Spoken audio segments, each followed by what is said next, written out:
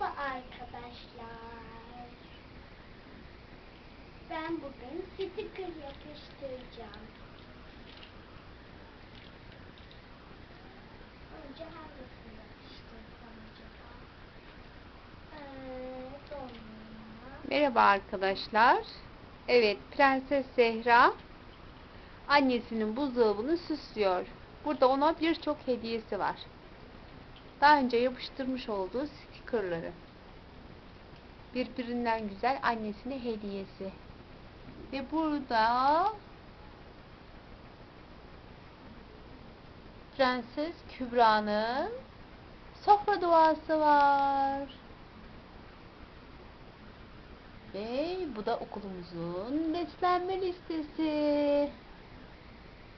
Kızımın anneler günü hediyesi. Dolabın içini ben kullanıyorum. Ama dışı prenseslerin. Bunlar da çok sevdiğim uğur böceklerim. Evet Prenses Zehra. Benim için neler yapıştıracaksın görmek istiyorum. Senin için bir tane limonata yapıştıracağım. Oo, süpermiş. Sana çok teşekkür ediyorum kızım. Bugün kızım bana sürpriz yapmış. Benim için sticker almış. Bu da yemek liste. Ama yemek tarifi.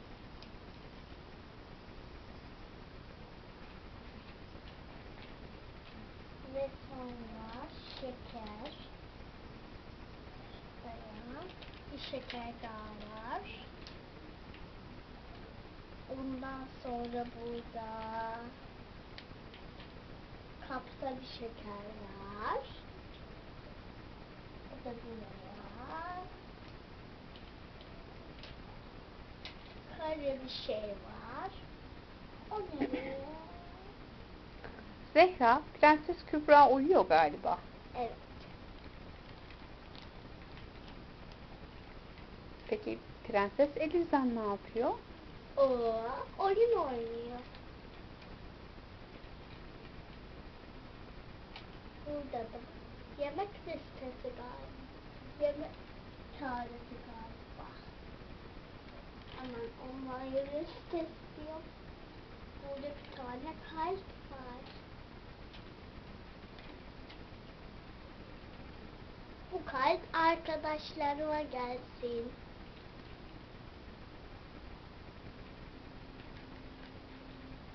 Bir tane çilek var.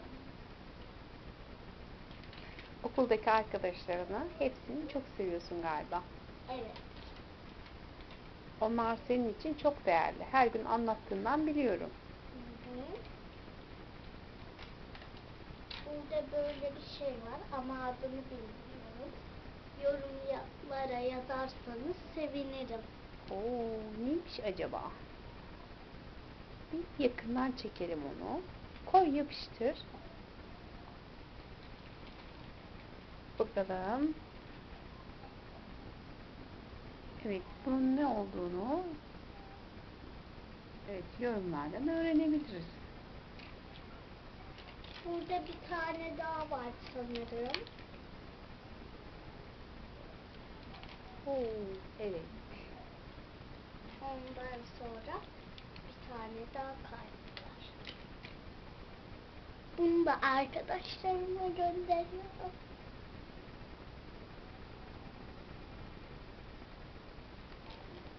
Ondan sonra bir tane kiraz var. Böyle. Burada bir tane daha kiraz varmış. Ondan sonra bir dondurma. Diğer dondurmanın yanına yapıştırayım. Evet. Yazın vazgeçilmez en hafif tatlısı.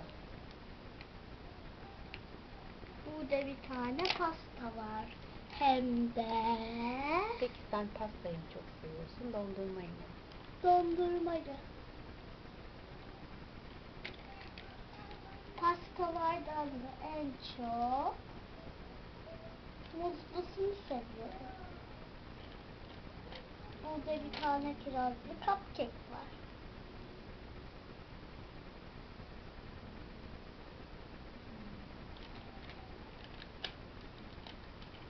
Bu patates mi?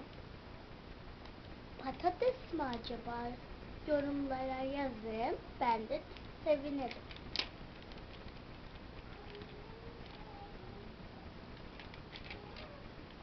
Ondan sonra burada da çilek var galiba.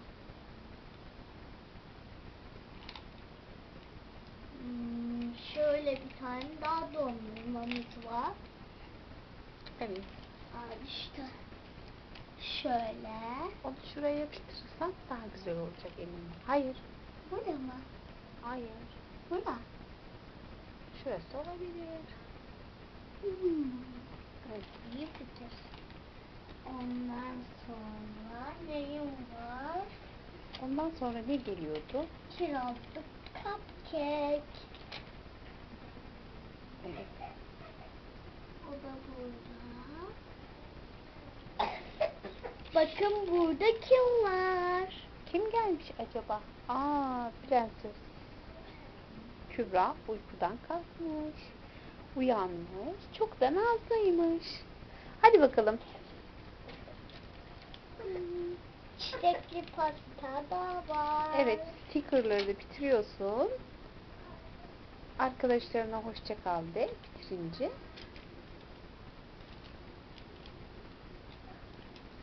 Ondan sonra bir daha kirazlı cupcake'im var. Şöyle. Çilekli cupcake'im var. Ondan sonra çilekli cupcake'im var bir daha. Bunları domatese benzettim ama bilenler yorumlara yazsın. Evet.